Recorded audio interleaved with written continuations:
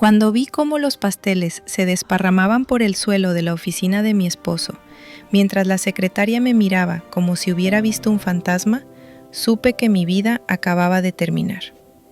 Pero empezaré por el principio, por aquella mañana del 15 de octubre, cuando aún creía que conocía al hombre con quien había vivido 40 años. El despertador sonó a las 7:30, como cada día desde que me jubilé hace 2 años. La rutina se había convertido en mi religión particular. Levantarme antes que Aurelio, preparar el café en la vieja cafetera italiana que compramos en nuestro primer aniversario, tostar el pan integral que él prefiere desde que el médico le habló del colesterol.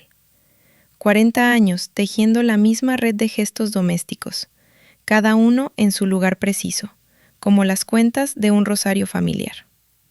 Esa mañana, mientras extendía la mermelada de naranja en su tostada, siempre 2, nunca 1, nunca 3, me di cuenta de que era 15 de octubre, nuestro aniversario. 4 décadas exactas desde que firmamos aquel papel en el registro civil de Chamberí, cuando yo llevaba un vestido azul celeste que había cosido mi madre, y él se había puesto nervioso hasta el punto de equivocarse al pronunciar los votos. «Buenos días, cariño», murmuré cuando apareció en la cocina, ajustándose la corbata azul marino que siempre se ponía los martes. Aurelio gruñó algo que podría haber sido un saludo, o simplemente el ruido que hacen los hombres de 65 años al despertar. Se sentó en su silla habitual, la que da la espalda a la ventana, porque dice que la luz de la mañana le molesta los ojos. Bebió su café en silencio, como siempre, mientras leía las noticias en el móvil. ¿Sabes qué día es hoy?, pregunté, fingiendo casualidad mientras limpiaba el mármol de la encimera por tercera vez.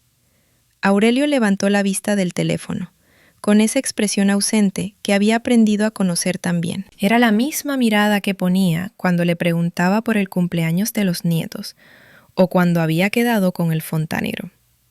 «Martes», respondió, volviendo a su pantalla. «Sí, pero además de ser martes», insistí, sintiendo como algo frío se instalaba en mi pecho. «Esperanza, tengo una reunión importante esta mañana. ¿Podemos hablar luego?» Asentí y me volví hacia el fregadero para que no viera la decepción en mis ojos. 40 años de matrimonio y había olvidado la fecha.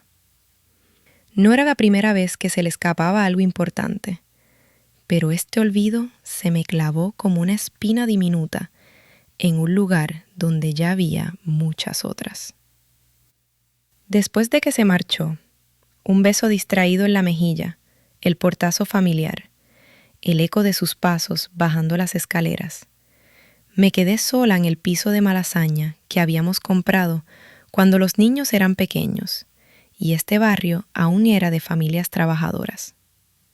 Ahora vivíamos rodeados de turistas y locales de moda, pero yo seguía siendo la misma mujer que había criado aquí a Rocío e Iván, que había fregado estas baldosas miles de veces, que conocía cada grieta del techo como si fuera un mapa de su propia vida. Decidí arreglar el armario de Aurelio, esa tarea que llevaba posponiendo desde el cambio de estación. Al sacar su chaqueta gris, la que usa para las reuniones importantes, algo crujió en el bolsillo interior. Era una invitación elegante, impresa en papel satinado, que brillaba bajo la luz del dormitorio. Tecnosistemas España se complace en invitarle a la celebración de nuestro 40º aniversario. 18 de octubre de 2024, 19 horas, Hotel Villarreal, cóctel y cena de gala. 40 años, la misma edad que tenía nuestro matrimonio. Y él no me había contado nada.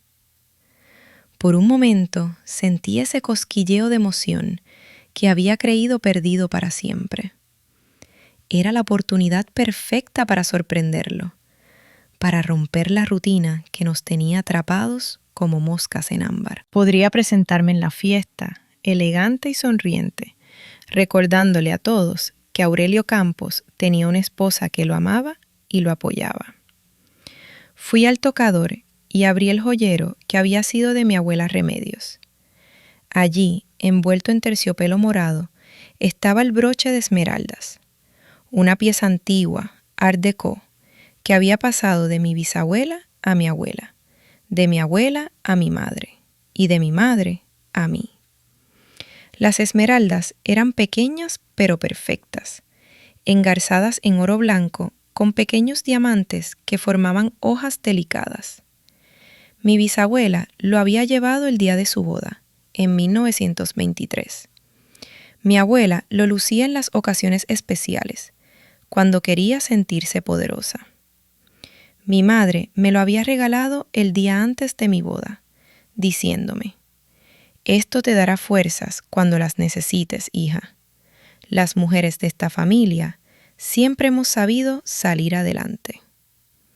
Lo prendí en la solapa de mi chaqueta buena, la de lana azul marino que reservaba para las ocasiones importantes.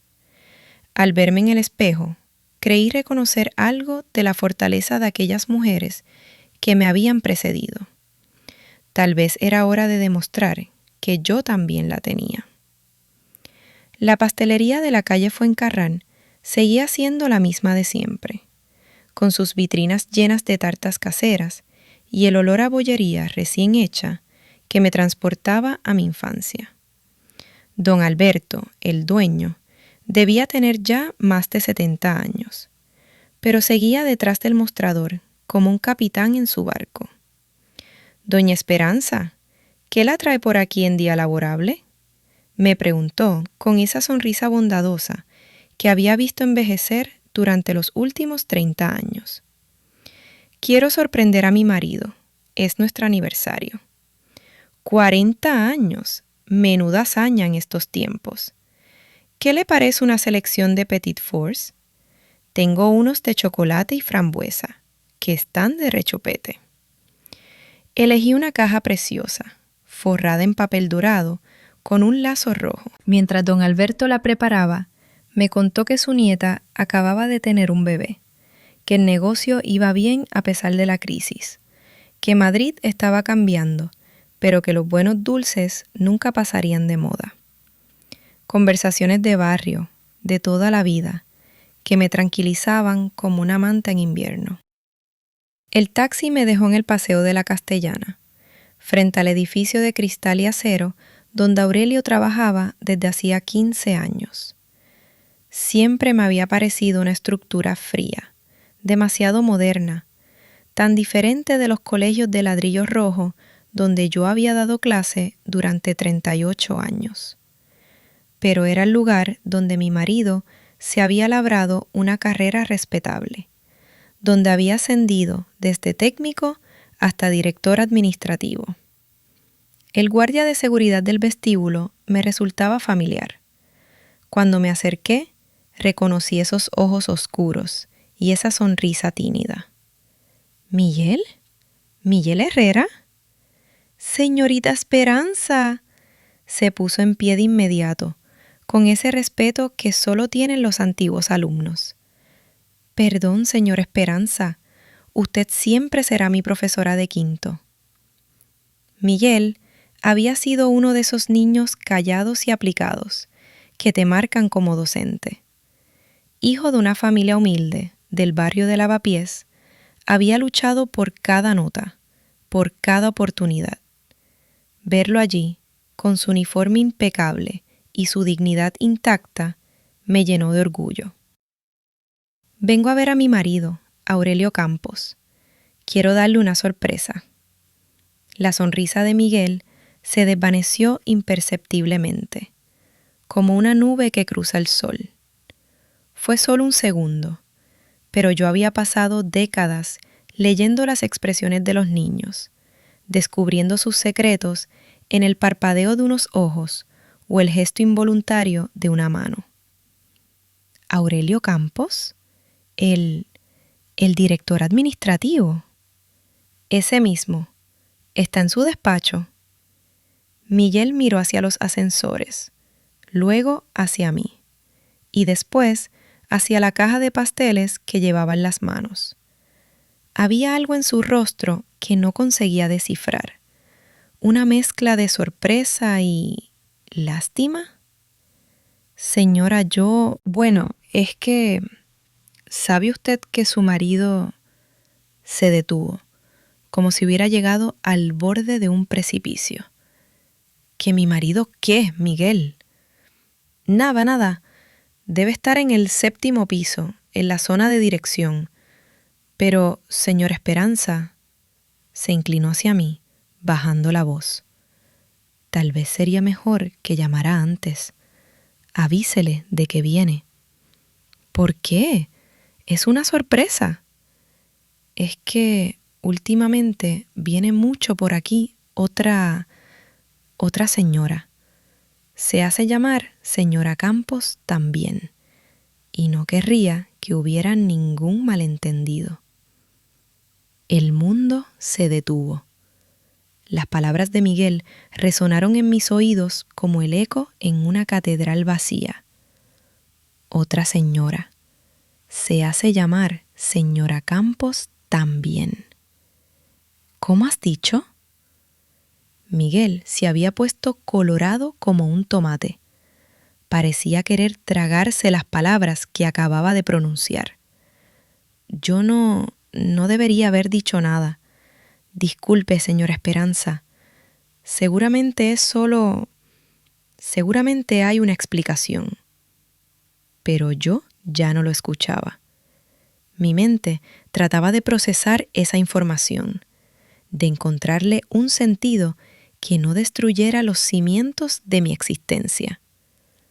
Otra señora Campos, en la oficina de mi marido. ¿Está ahí ahora? Esa otra señora. Miguel asintió despacio, como si cada movimiento de su cabeza fuera doloroso. Subió hace 1 hora, con un niño, un chaval de unos 10 u 11 años. El broche de esmeraldas me pesaba en la solapa como si fuera de plomo. Las voces de mis antepasadas parecían susurrarme al oído. Fortaleza, esperanza. Las mujeres de esta familia siempre hemos sabido salir adelante. Apoyé la mano libre en el mostrador de mármol del vestíbulo para no tambalearme. La caja de pasteles temblaba ligeramente en la otra mano. 7º piso, has dicho. Señora Esperanza, tal vez sería mejor 7º piso. Miguel me miró con esos ojos donde ahora reconocía algo que había visto muchas veces en mis alumnos cuando sabían que algo malo iba a pasar. Compasión mezclada con impotencia. Sí, señora. 7º piso. Caminé hacia el ascensor con las piernas temblorosas, pero la cabeza bien alta. El broche de mi bisabuela brillaba bajo las luces halógenas del vestíbulo, como un faro en la tormenta. Lo que fuera que me esperaba allá arriba, lo afrontaría con la dignidad que había aprendido de las mujeres que llevaron estas esmeraldas antes que yo. Las puertas del ascensor se cerraron y mi reflejo en el acero pulido me devolvió la mirada de una mujer que estaba a punto de descubrir que su vida, tal como la conocía, había terminado. El ascensor subía lentamente, como si el propio edificio conspirara para darme tiempo de reconsiderar lo que estaba a punto de hacer. Cada piso que pasaba resonaba en mi pecho como el tic-tac de un reloj que marca los últimos segundos antes del final del mundo. 3º, 4º, 5º. Los números se iluminaban uno tras otro, llevándome hacia una verdad que mi corazón ya intuía, pero que mi mente se negaba a aceptar. Cuando las puertas se abrieron en el 7º piso, el aire acondicionado me golpeó la cara como una bofetada fría. El pasillo se extendía ante mí, largo y silencioso, con esas paredes de cristal que permitían ver el interior de las oficinas. Todo estaba diseñado para la transparencia. ¡Qué ironía! Me quedé inmóvil junto al ascensor durante varios segundos, abrazando la caja de pasteles como si fuera un escudo. A través del cristal podía ver secretarias tecleando, ejecutivos hablando por teléfono. La vida normal de una empresa un martes por la mañana.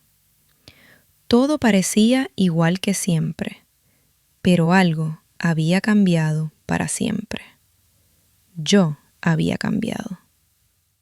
El despacho de Aurelio estaba al final del pasillo. Lo conocía bien porque había venido aquí varias veces durante estos años, para las cenas de Navidad de la empresa, para entregarle documentos que había olvidado en casa, para acompañarlo cuando tuvo que trabajar los fines de semana. Siempre me había sentido orgullosa de ver su nombre en la placa dorada. Aurelio Campos Ruiz, director administrativo. Era la culminación de años de esfuerzo, de noches estudiando después del trabajo, de sacrificios que habíamos hecho juntos. Pero ahora, mientras me acercaba por ese pasillo que parecía alargarse ante mí como en una pesadilla, cada paso me costaba un esfuerzo sobrehumano.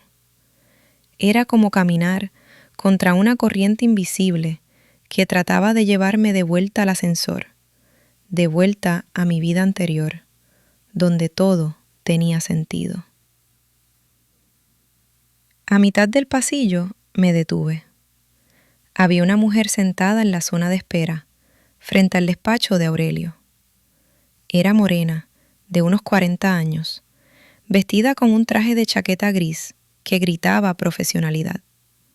A su lado, un niño de unos 10 años hojeaba una revista, balanceando las piernas con esa inquietud típica de los críos que se aburren en lugares de adultos. Mi primera reacción fue de alivio. Una madre esperando con su hijo, probablemente para alguna gestión administrativa. Miguel se había equivocado. Había malinterpretado la situación. Esa mujer no podía ser la otra señora Campos. Era imposible, absurdo. Aurelio jamás.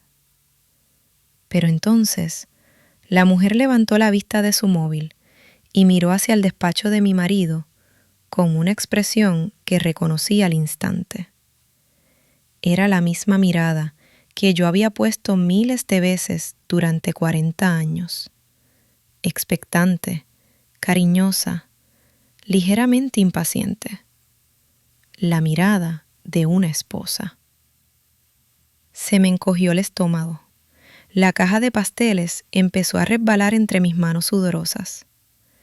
Ella se levantó con naturalidad, como quien conoce perfectamente el terreno que pisa, y se dirigió hacia la puerta del despacho. El niño la siguió sin protestar, como si aquella rutina le resultara familiar. Muy familiar. «Mamá, ¿tardará mucho papá?», escuché que preguntaba el crío. Papá. La palabra me atravesó como una lanza.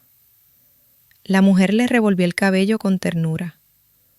«No, cariño, ya sabes que los martes siempre tiene tiempo para nosotros».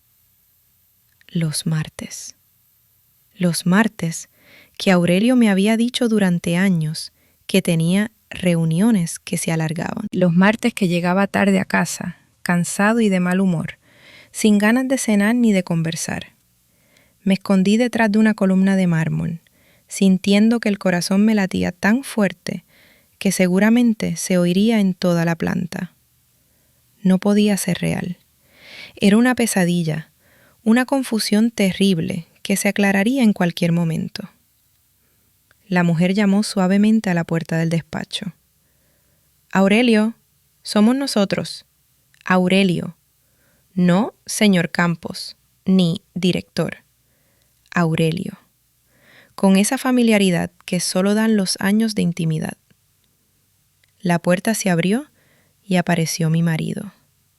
Mi marido de 40 años, el padre de mis hijos, el hombre que cada mañana se tomaba 2 tostadas con mermelada de naranja y leía las noticias en el móvil. Pero no era el mismo hombre. Este Aurelio sonreía con una calidez que yo no había visto en años, que había creído perdida para siempre en la rutina de nuestro matrimonio. «Beatriz, amor, pasad», dijo, y su voz tenía una suavidad que me estrujó el alma. Amor. ¿Cuánto tiempo hacía que no me llamaba así a mí? «¿Cómo está mi campeón?», le preguntó al niño, revolviéndole el pelo exactamente con el mismo gesto que había visto hacer cientos de veces con nuestros hijos cuando eran pequeños. «Bien, papá. Mamá dice que hoy podemos ir al parque después». «Claro que sí, pero primero tenemos que hablar de algo importante, Álvaro». Álvaro. El niño tenía nombre. No era una abstracción, una pesadilla sin forma. Era real. Tenía 10 años. Era hijo de mi marido. Y probablemente no sabía que su padre tenía otra familia a pocas manzanas de distancia. Cerraron la puerta tras ellos, pero yo no podía moverme. Permanecí pegada a esa columna de mármol frío, tratando de procesar lo que acababa de ver. Mi cerebro funcionaba a cámara lenta, como un ordenador viejo que se cuelga al abrir demasiados programas a la vez.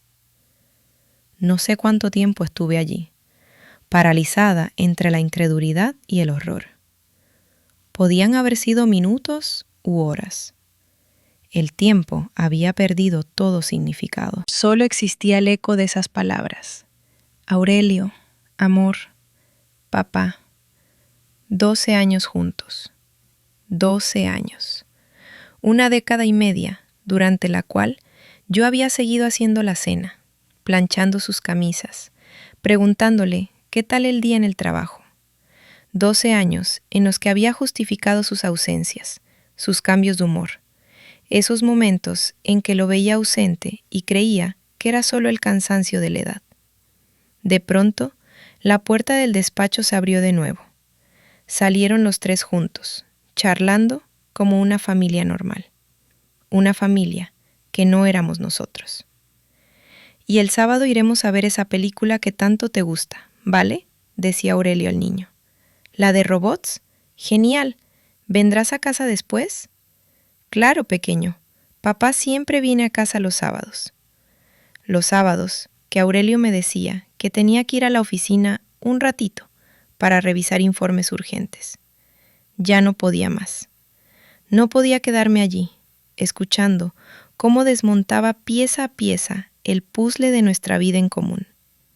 Salí de mi escondite y caminé directamente hacia ellos.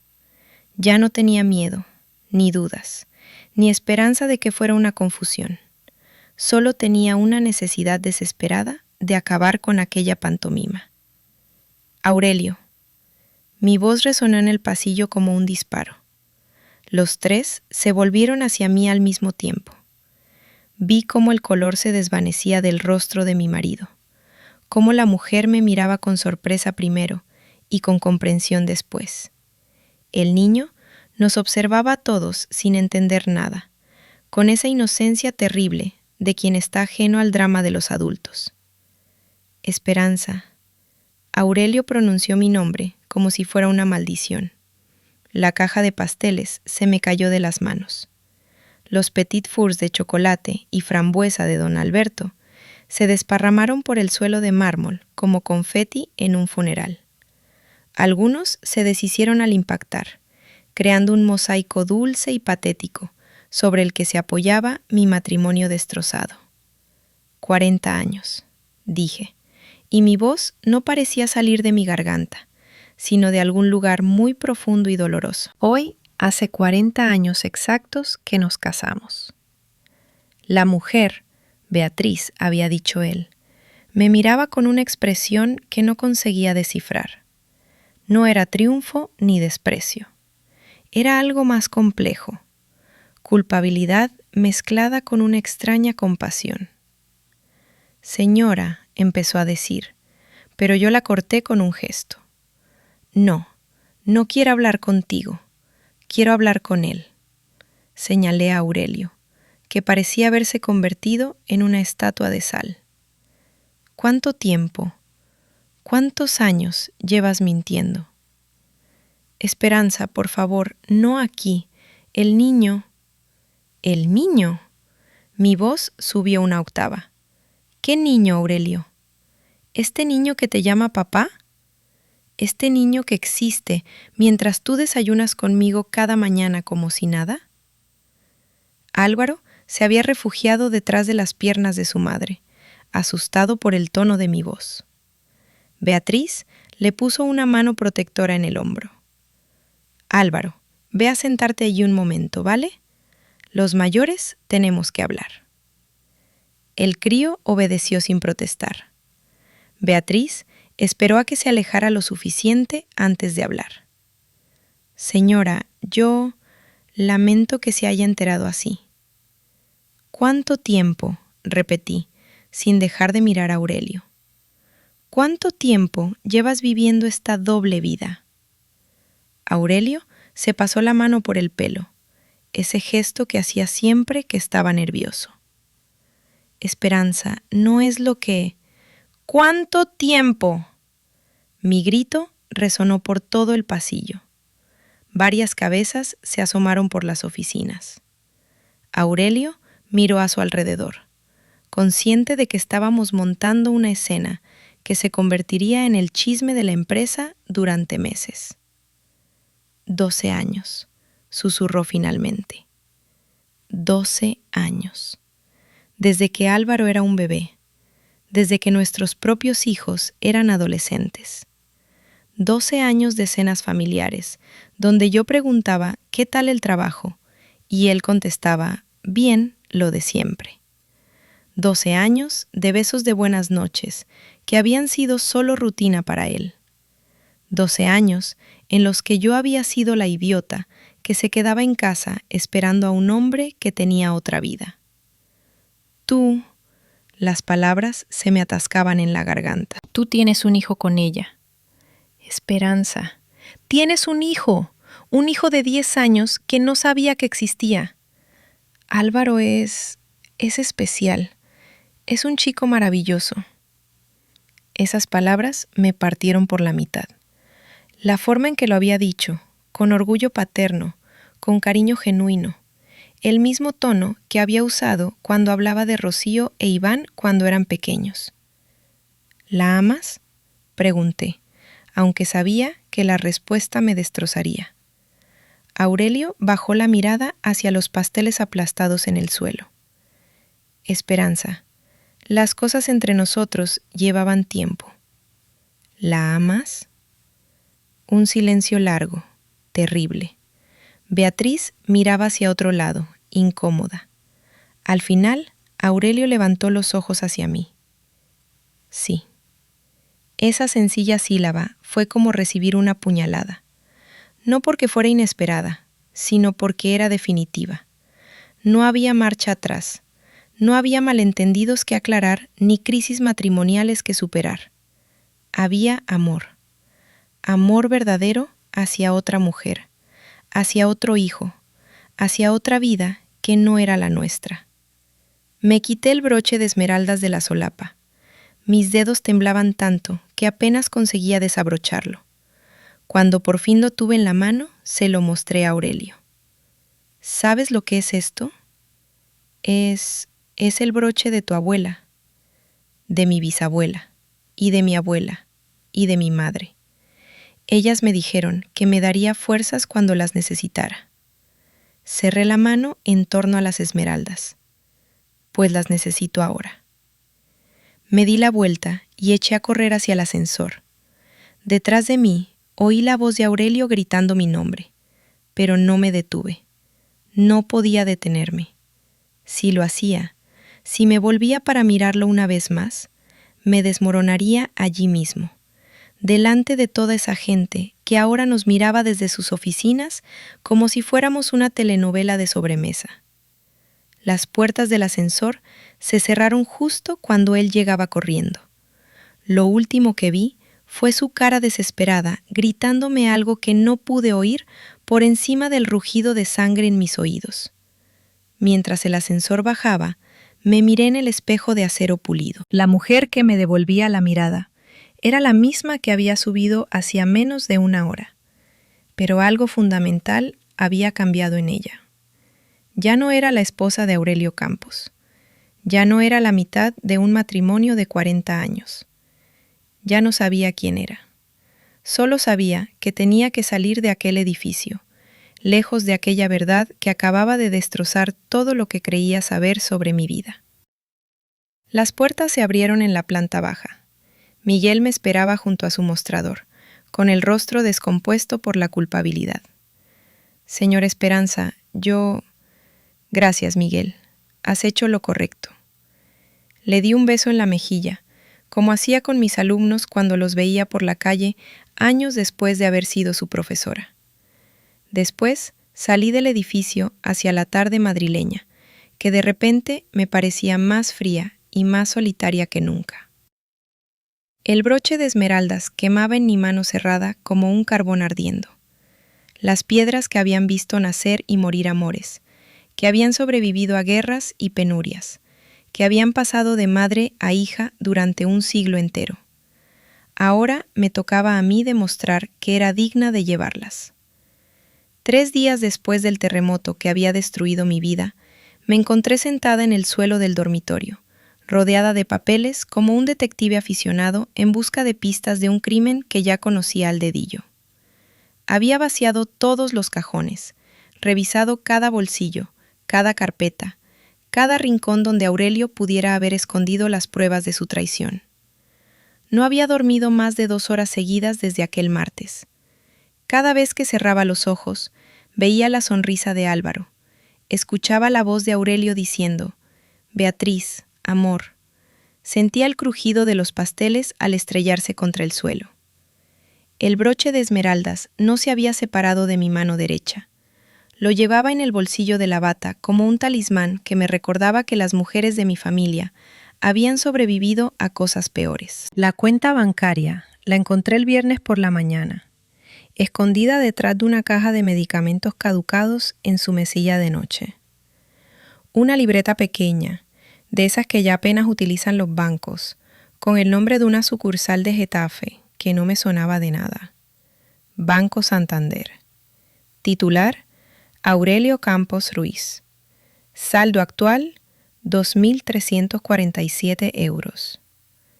Mis manos temblaron al pasar las páginas. Transferencias mensuales de 1.200 euros desde nuestra cuenta conjunta. Una cada mes. Como un sueldo. Como una pensión. Como el mantenimiento de una segunda vida que yo había estado financiando sin saberlo. Enero, 1.200 euros. Febrero, 1.200 euros. Marzo, 1.200 euros. Las cifras bailaban ante mis ojos, mientras yo trataba de hacer cálculos con la mente embotada por el insomnio y el shock. 12 años multiplicados por 12 meses, multiplicados por 1.200 euros. 172.800 euros. Casi el valor de nuestro piso. El dinero de nuestras vacaciones que nunca hicimos, porque había que ahorrar. El dinero del coche nuevo que yo no me atreví a pedir, porque los tiempos estaban difíciles. Todo ese dinero había ido a parar a mantener a otra familia, mientras yo recortaba en la compra y compraba la ropa en rebajas. Cerré la libreta y me quedé allí sentada, en el suelo de nuestro dormitorio. Seguía siendo nuestro, sintiendo cómo la rabia se mezclaba con la humillación en un cóctel venenoso que me quemaba por dentro. No era solo el engaño, era la estupidez de haber sido tan ciega, tan confiada, tan idiota. El timbre de la puerta me sobresaltó. Eran las 11 de la mañana de un viernes y no esperaba a nadie. Aurelio había estado durmiendo en el sofá desde el martes, en un silencio tenso que ninguno de los dos se atrevía a romper. Él se iba temprano al trabajo, o al menos eso creía yo, y volvía tarde, evitando cualquier conversación que fuera más allá de los monosílabos necesarios para la supervivencia doméstica. Era Rocío. Mi hija mayor tenía esa expresión de preocupación controlada que ponía desde niña cuando sabía que algo iba mal, pero no sabía exactamente qué. «Mamá, ¿estás bien? Tienes una cara...». Se detuvo al verme en bata a las 11 de la mañana, con el pelo sin peinar y ojeras que debían llegar hasta el suelo. «¿Qué ha pasado?» «Entra, hija. Tenemos que hablar». Rocío se sentó en el sofá del salón, mientras yo preparaba café con manos que aún me temblaban ligeramente. Era extraño cómo los gestos automáticos, sacar las tazas del armario, echar el azúcar, remover, me calmaban a pesar del caos que tenía en la cabeza. Mi hija me miraba con esa paciencia infinita que había heredado de mí, esperando a que encontrara las palabras adecuadas. No las había. «Tu padre tiene otra mujer y un hijo con ella, un niño de 10 años». Rocío parpadeó varias veces, como si las palabras hubieran llegado en un idioma extranjero que necesitara tiempo para traducir. «¿Qué?» «Lleva 12 años manteniendo una doble vida. La mujer se llama Beatriz, trabaja en su empresa. El niño se llama Álvaro y le dice papá». «Mamá, eso no puede ser cierto». Le conté todo, desde la invitación olvidada hasta la escena en la oficina, pasando por la cuenta bancaria que acababa de encontrar. Rocío me escuchaba en silencio, con esa expresión que ponía cuando procesaba información compleja en su trabajo de contable. Vi el momento exacto en que la incredulidad se transformó en comprensión y después en una rabia fría que conocía bien. «Ese cabrón», susurró, y fue la primera vez en 38 años que escuché a mi hija mayor decir una palabrota delante de mí. «Rocío». «No, mamá, no me vengas con que tengo que ser comprensiva. Papá es un cabrón. 170.000 euros en 12 años. Pero si nos decía que no podíamos cambiar el coche porque había que ahorrar». «¿Has hablado con Iván últimamente?» «Ayer por la noche. ¿Por qué?» La expresión de Rocío cambió. «Mamá, no me digas que se lo has contado antes que a mí». «No se lo he contado a nadie. Eres la primera». «Entonces, ¿por qué...?» El móvil de Rocío empezó a sonar. En la pantalla apareció el nombre de su hermano. Ella me miró con extrañeza antes de descolgar. «Iván, qué casualidad. Estaba hablando de ti con...». «¿Qué? ¿Cómo que en Tecnosistemas? ¿Qué hacías tú allí?» Su voz iba subiendo de volumen. «¿Has hecho qué?». Cerró los ojos y se llevó la mano libre a la frente. «Iván, no te muevas de donde estás. Ahora mismo vamos para allá». Colgó y me miró con una expresión de horror mezclado con admiración. «Tu hijo ha montado un escándalo en la oficina de papá. Al parecer se ha enterado de algo por su cuenta y ha ido allí a pedirle explicaciones. En voz alta, delante de todo el mundo. Dios mío. Han tenido que sacarle de seguridad. Está en una cafetería cerca de la empresa, esperándonos. Mamá, vístete. Tenemos que ir a recoger los pedazos». Media hora después estábamos en el metro camino del centro, con Rocío repasando los pros y los contras de la situación como si fuera un balance contable. Esa era su manera de lidiar con las crisis, convertir el caos en números, en planes, en soluciones prácticas. Lo primero es saber exactamente qué ha dicho Iván y delante de quién. Después tendremos que hablar con papá, aunque supongo que ahora mismo estará en modo control de daños. Y tú, mamá, tienes que hablar con un abogado. ¿Un abogado? Mamá, esto no se va a arreglar con una conversación. Papá lleva 12 años robándote dinero y engañándote. Esto es un divorcio en toda regla. Divorcio. La palabra sonaba extraña en mi cabeza. Durante 40 años había sido la mujer de Aurelio. No sabía cómo ser otra cosa. Encontramos a Iván en el Café Central, una de esas cafeterías de toda la vida que sobreviven en el centro de Madrid entre teterías hipster y locales de comida rápida. Estaba sentado en un rincón, con el abrigo aún puesto y una expresión que no le había visto desde que era adolescente, y había descubierto que Papá Noel no existía. Mamá. Se levantó para abrazarme, y en ese abrazo reconocí al niño sensible que había sido siempre. Lo siento mucho. ¿Cómo te has enterado, hijo? Por casualidad. Ayer quedé con un amigo que trabaja en Tecnosistemas, en otra planta. Me habló de un rumor que circulaba por la empresa sobre una escena que había montado una señora en el despacho de papá. Una mujer mayor que había irrumpido gritando algo sobre un aniversario. Me miró con ojos llenos de dolor. Me describió a una mujer que parecía mi madre. Iván había atado cabos rápido, demasiado rápido. Había ido directamente a la empresa esa mañana, había preguntado por su padre y había exigido una explicación. Cuando Aurelio había tratado de llevárselo a algún lugar más privado, Iván había estallado. Le he gritado delante de toda la oficina, mamá. Le he dicho que era una vergüenza, que llevaba 40 años engañándote, que cómo era posible que tuviera otra familia. Se pasó las manos por el pelo. Creo que me he pasado. ¿Qué ha dicho él? Que era complicado, que yo no entendía, que había cosas que... En fin, las excusas de siempre. Pero mamá, había una mujer allí, morena, de unos 40 años, y cuando he empezado a gritar, ella se ha puesto pálida y se ha escondido en un despacho. Era ella, ¿verdad? Asentí.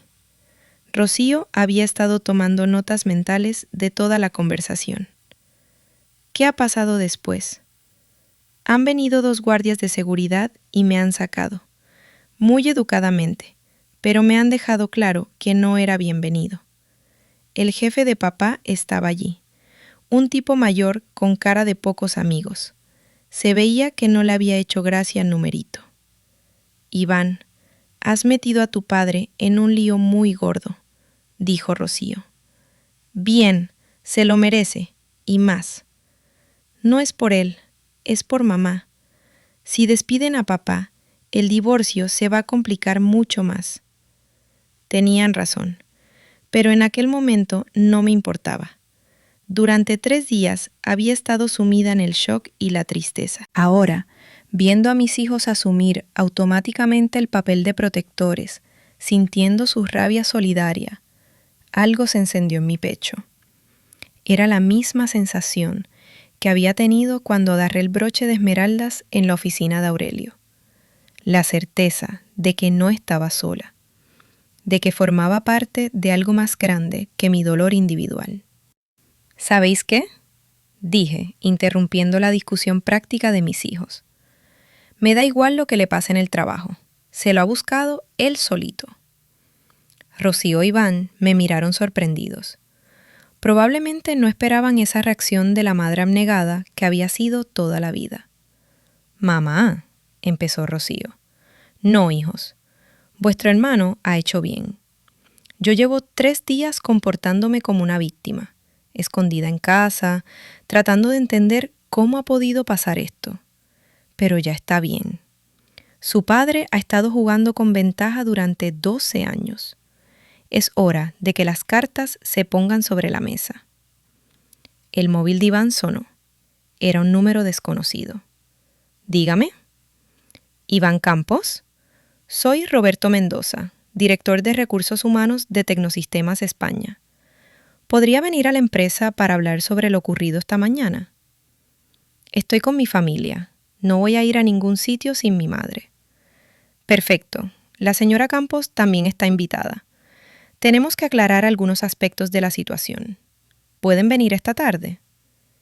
¿Qué situación?, pregunté, quitándole el teléfono a mi hijo. Señora Campos, han llegado a nuestro conocimiento ciertas irregularidades en la conducta de su esposo que requieren investigación. Su hijo ha proporcionado información muy valiosa esta mañana.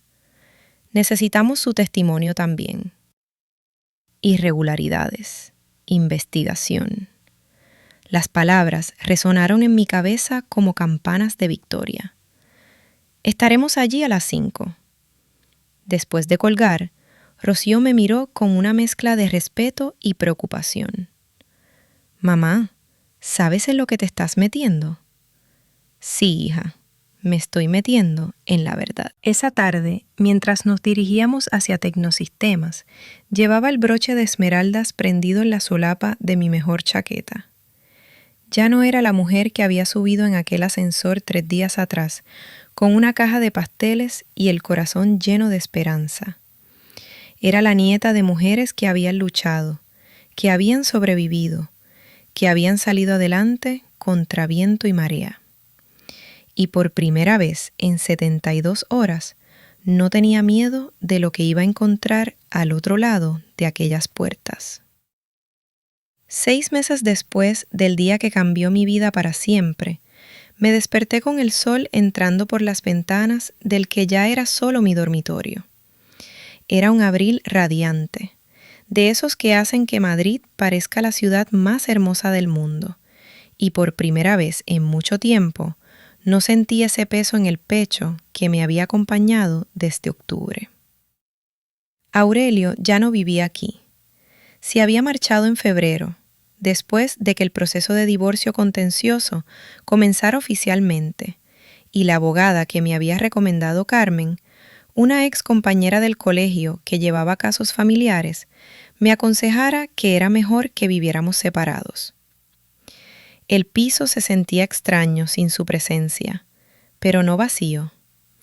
Era como si hubiera recuperado espacios que no sabía que había perdido.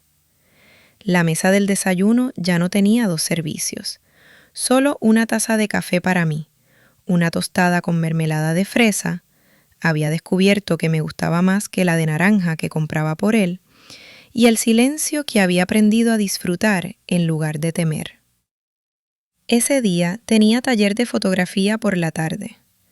Me había apuntado en enero, cuando la psicóloga me sugirió que necesitaba encontrar algo que fuera solo mío, una actividad que no estuviera contaminada por los recuerdos del matrimonio. Necesita redescubrirse, Esperanza.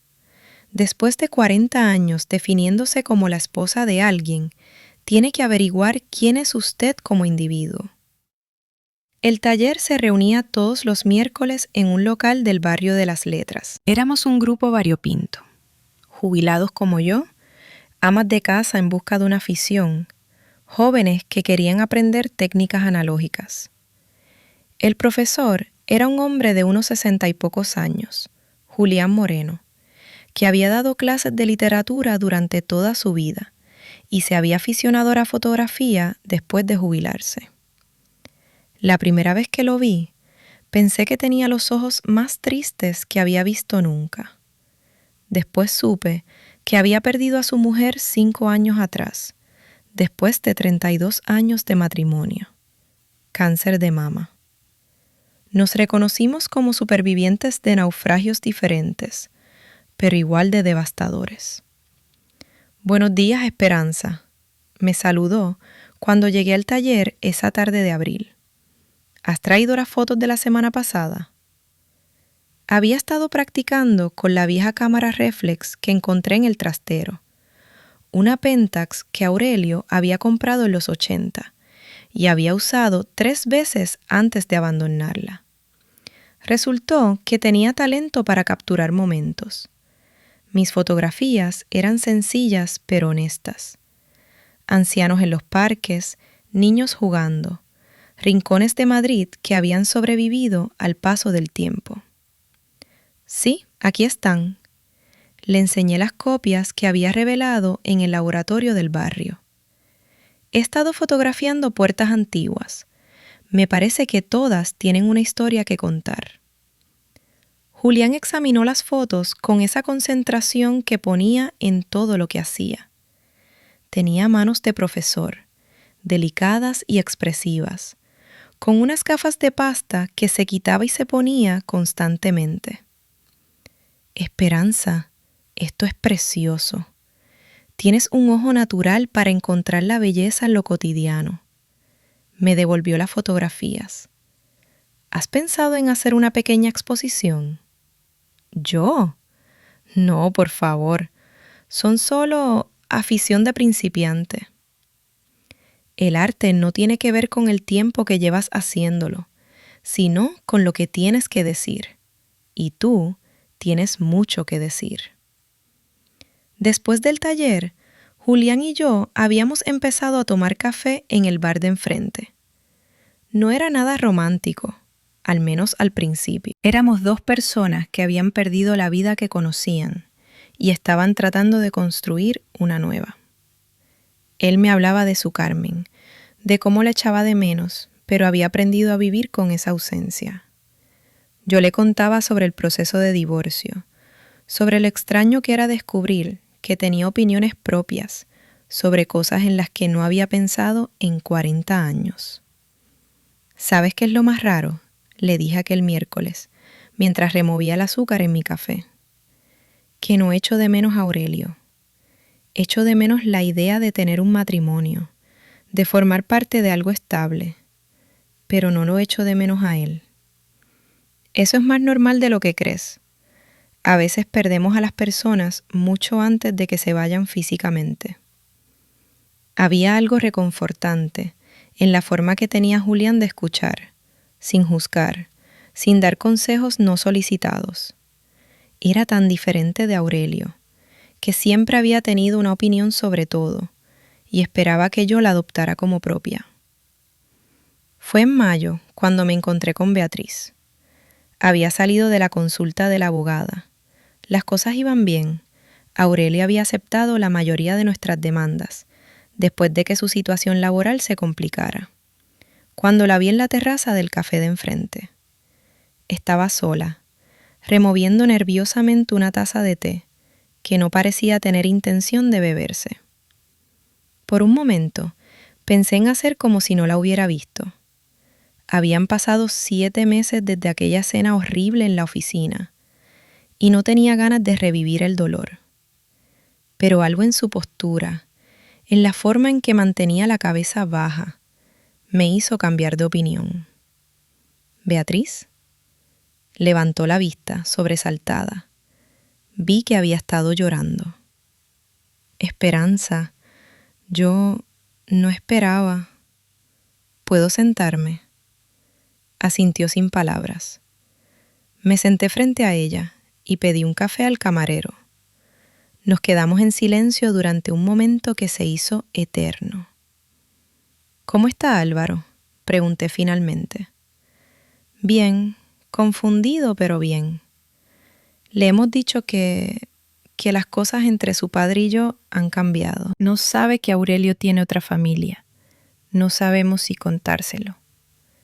¿Y Aurelio? Lo han degradado en la empresa. Ya no es director, ahora es técnico senior. Ha perdido casi la mitad del sueldo. Me miró a los ojos. Esperanza, yo nunca quise que las cosas fueran así. ¿Qué querías? Quería que dejara a su mujer. Durante 12 años me dijo que lo haría, que solo necesitaba el momento adecuado, que vosotros ya no os amabais, que vuestra relación era solo rutina. Se secó los ojos con una servilleta. Fui una idiota. Fuimos 2 idiotas. Yo por creer que tenía un matrimonio cuando solo tenía una mentira.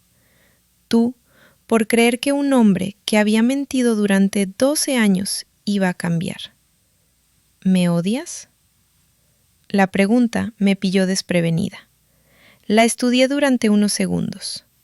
Era más joven de lo que había creído al principio.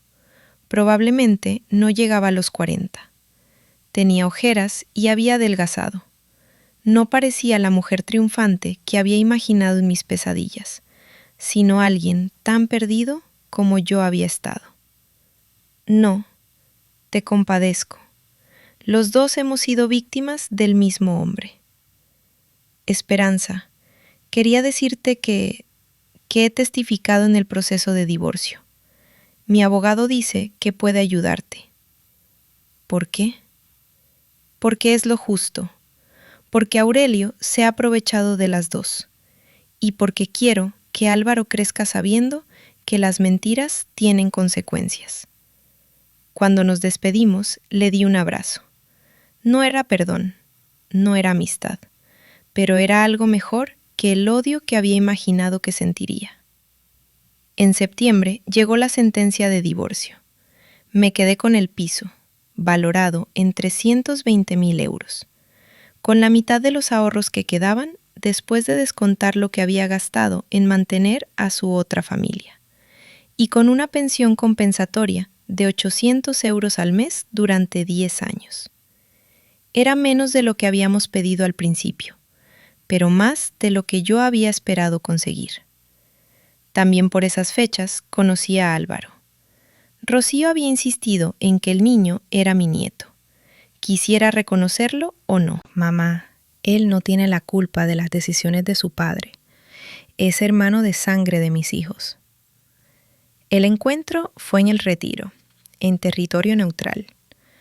Álvaro era más alto de lo que recordaba, con los ojos oscuros de Aurelio, pero una timidez que me recordó a Iván a esa edad.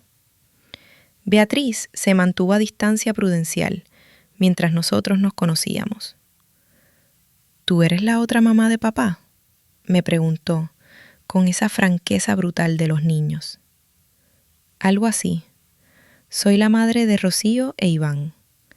Eso te convierte en algo parecido a un nieto.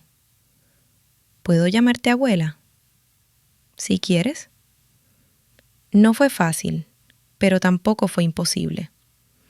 Álvaro era un buen chaval, educado e inteligente. Había heredado la facilidad de Aurelio para las matemáticas, pero no su capacidad para las medias verdades. Quedé con él una vez al mes, siempre en lugares públicos, siempre con la supervisión discreta de Beatriz. No éramos una familia, pero tampoco éramos extraños. La exposición de fotografía se inauguró en octubre, exactamente un año después de que mi mundo se viniera abajo. Era solo una salita pequeña en un centro cultural del barrio, pero Julián había conseguido que expusieran 20 de mis mejores fotos. Las había titulado Puertas de Madrid, historias silenciosas. Vinieron mis hijos, algunos antiguos compañeros del colegio, los del taller de fotografía. Miguel, mi exalumno que ahora trabajaba como guardia de seguridad, apareció con su mujer y sus 2 hijos. Hasta don Alberto de la pastelería se acercó a felicitarme. Señora Esperanza, ¿quién nos iba a decir que era usted una artista? Estas fotos son preciosas. Julián se había quedado hasta el final, ayudándome a recoger cuando ya se había ido todo el mundo. ¿Cómo te sientes?, me preguntó. Rara. Bien, pero rara. Hace un año estaba convencida de que mi vida había terminado, y resulta que estaba empezando. ¿Te parece si vamos a cenar para celebrarlo? Era la primera vez que me lo pedía, como una cita de verdad. Durante meses habíamos estado bailando alrededor de nuestros sentimientos, respetando nuestros duelos respectivos, tomándonos las cosas con calma. Pero esa noche, rodeada de mis fotografías, con el broche de esmeraldas brillando en la solapa de mi chaqueta nueva, me sentí lista para dar un paso más. Me encantaría. Mientras cerraba la exposición, toqué el broche que había llevado puesto durante todo ese año terrible y maravilloso. Mi bisabuela, mi abuela y mi madre habían tenido razón. Me había dado fuerzas cuando las necesitaba. pero también había hecho algo más. Me había recordado que yo formaba parte de una línea de mujeres que habían sobrevivido, que habían salido adelante, que habían encontrado la manera de florecer, incluso después de que pareciera que todo estaba perdido. Ya no era la esposa de Aurelio Campos, era Esperanza Martín, fotógrafa, abuela de 5 nietos, incluido Álvaro, mujer independiente que había aprendido que nunca es demasiado tarde para empezar de nuevo. Y por primera vez en mucho tiempo, tenía ganas de ver qué pasaría mañana. Queridos oyentes, gracias por acompañar a Esperanza en este viaje de superación. Si esta historia les ha tocado el corazón, nos ayudaría mucho con un me gusta, suscribiéndose al canal y compartiendo sus reflexiones en los comentarios. Sus palabras son el alma de este proyecto. Con cariño, el equipo del canal.